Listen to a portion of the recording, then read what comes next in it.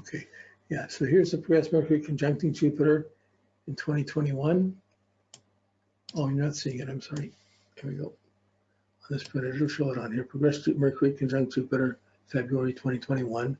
And then as you get through, as you get on in the year, the next year, 2022, you have Mercury, progressed Mercury conjuncting Uranus. So even though the Neptune was going on and causing problems during this year, his inner progressions are really lighting up with his mind. His Mercury was his most prominent planet. I think he'll be established an astrologer, or he'll write a book, or have something that gets his mind will light up during all this. It'll start to come together for him. And as it starts together for him, he's going to be seeing what he needs to do, what he's going to do, what he wants to do, and he's not going to, and the family is going to be a more confusing situation, what he has to do around that, or what he still wants to do, or what he doesn't have to do, or not feeling guilty about doing his own thing. But by doing his own thing, he's really setting the example for the kids anyways. So in the mechanics, once you've done the work is getting the prep done. The work, the consultation of talking to someone, that's the fun part.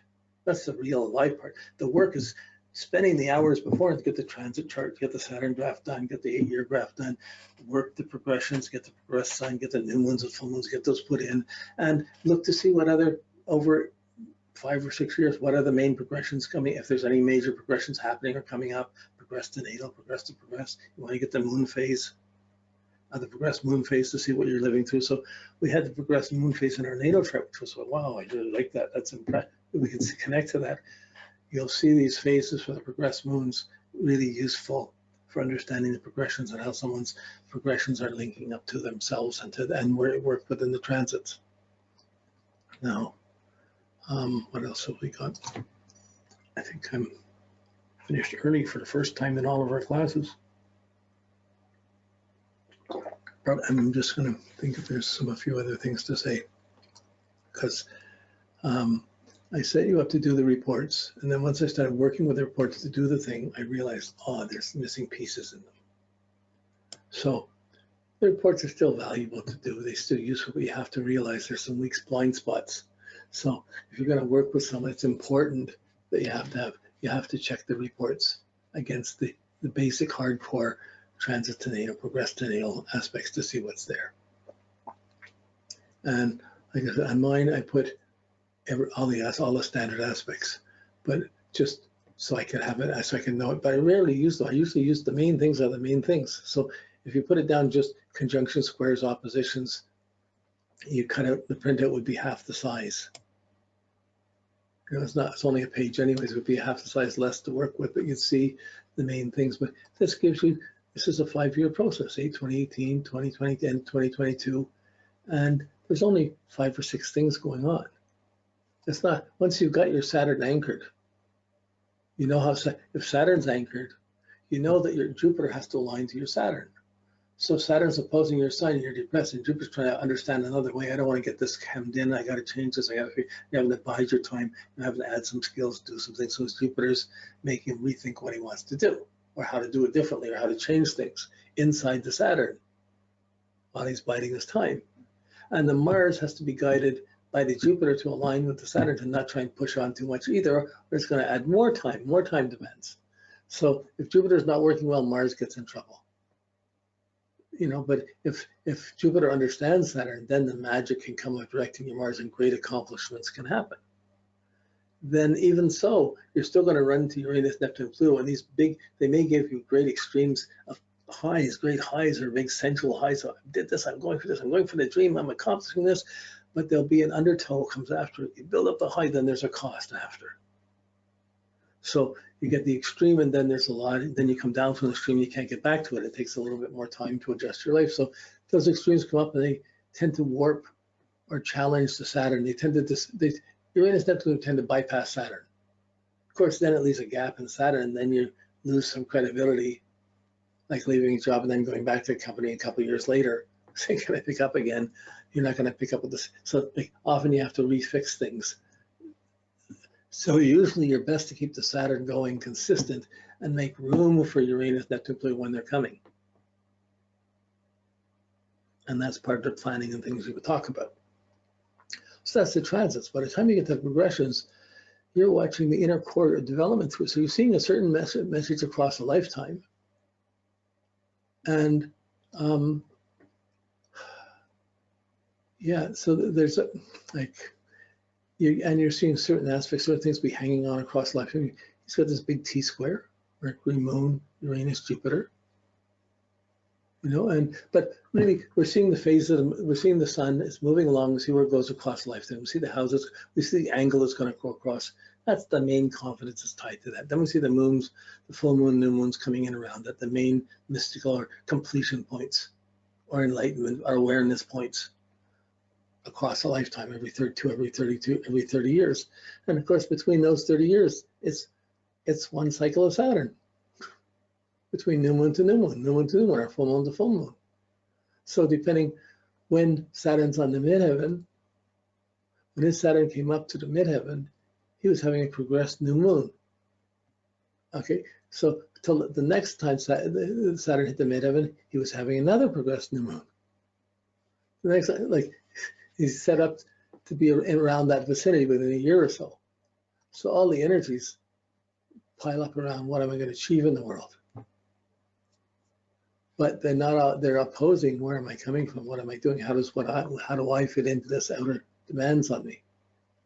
So you get many insights between the lines from progressions, and you're doing the rational work, but there's an intuitive side that happens inside of it. There's just, you're watching the person shifting, how does that fit in? And you can't predict it, it's just that you know the timing, you know there's a change going on, but you almost have to observe how someone's behaving to see what they're setting themselves up for. So going in a wrong way or a difficult way, you can see when it builds up to its extreme, when there might be a turning point. Like if someone's been an alcoholic or addicted to drugs and trying to see where they're going to turn around, they get these turning points. Every 15 years, or certain ones with different planets, you have turning points. If you catch it, maybe you can get out of it. If you don't catch it, then you're stuck often for long periods. I want to talk a little bit more about the Uranus opposed his moon. Just looking at his chart, his Jupiter 26 of Virgo and his Uranus at 0 degrees of Libra, just into Libra. Okay, they both oppose his moon at 2 degrees of Aries. Okay, so his Uranus slowly just inched forward and across his life from birth up till now, 69 up to 2019. So you're looking at 50 years, his Uranus moved 2 degrees. And it's moved up to be exactly opposed to the moon next month. That's pretty incredible. That anxiety about family, home, which he has natally, and how to think, how to get away from the past, how things have changed, the worries about family and home and that anxiety, that's built up to a peak with his kids. And after this, it doesn't build up to a bigger peak. It starts to calm down. However, slowly. It's not something that's changing overnight. This is going to change over 5 or 10 years. He's past the most critical point, or he will be. He's passing it now. He's at the most critical point in his life of his connection to family and home. The capacity for it to break away, or for it to have to break away for things to change, you can imagine, oh, maybe it breaks up the home or anything. No, I wouldn't say that. It's enough that he's been living with his wife. They've been dedicated, bringing up their kids, working like crazy. She's been going to school. He's been carrying things.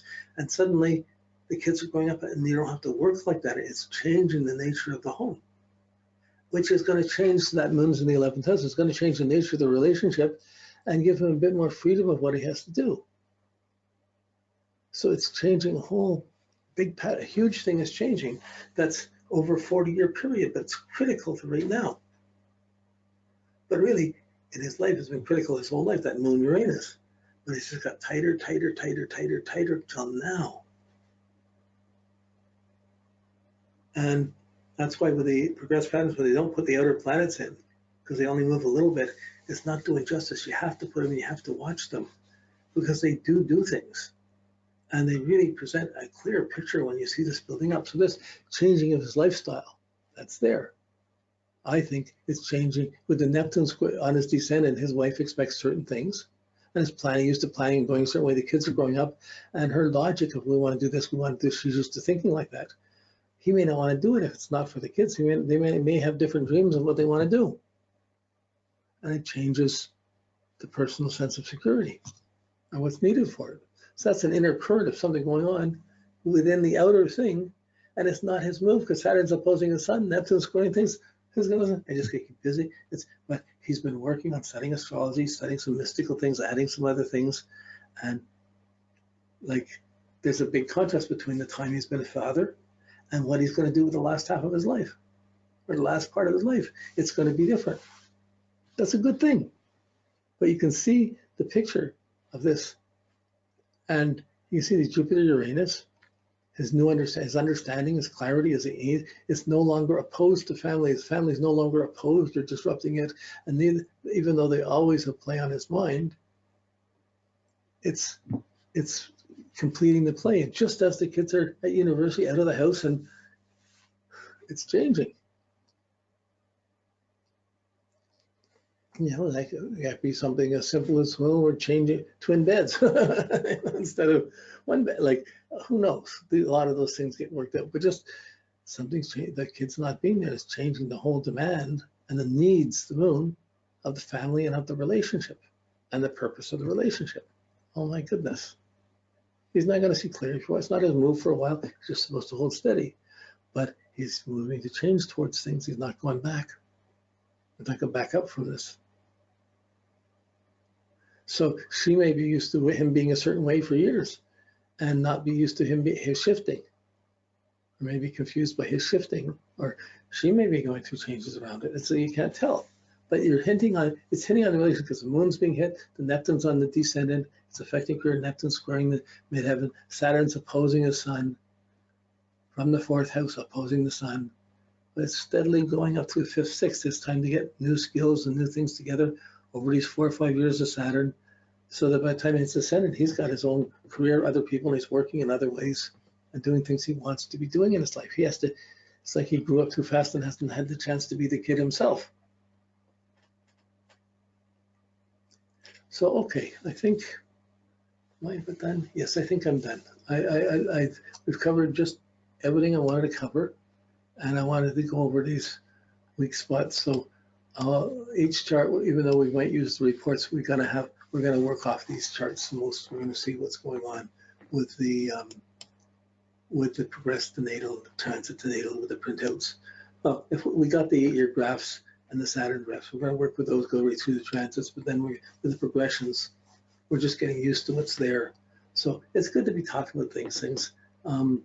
It's based on what's available. We used to all hand calculate everything. You know, like it was a lot of work. The computer's giving it to you to get all the information. We don't know how to cut through it that much. They organize it somewhat, but here's someone who organized it, planned it all out, but he had a certain idiosyncrasies. He left certain things out. He put the leaving, applying, and separating aspects in so you could see that conjunction or square that aspect within a degree. That's there. So he did that. And so we can get that on these printouts. But always got to be alert. What could be wrong? What could be wrong? What could be, did I miss something? What's this? And this is just one of these things that came up. So next week we're using case study number 3, and we'll start from there and we'll do another case study. Okay, thanks. Okay, bye. And this.